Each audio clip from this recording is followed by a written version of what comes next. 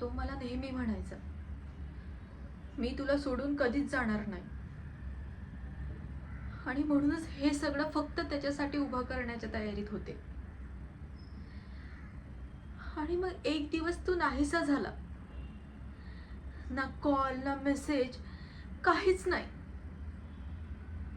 मग मी प्रत्येक रस्त्यावर त्याला शोधलं, प्रत्येक व्यक्तीच्या चेहऱ्यात त्याला शोधलं, प्रत्येक रात्री त्याच्या परतीची वाट बघितली,